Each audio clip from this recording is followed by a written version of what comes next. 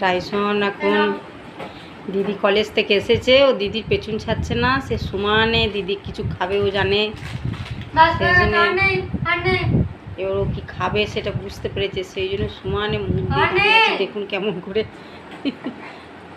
Tyson দিল তো, দিদি দিল তো, আর খেতে হবে না টাইসনও, আর খেতে হবে না। কেমন লেজটা নাড়ছে দেখুন, মানে আরও খাবে ও, দিদি যেটা খাবে ও সেটাই খাবে, ওকে দিতেই হবে, না দিলেও ছাড়বেই না। ওই যে বসে গেল এইখানে, টাইসন এখানে বসে গেল, এই যে দিদি খাচ্ছে। দিল তো তোমাকে, আর না, আর খেতে হবে না, চলে এসো, আর না।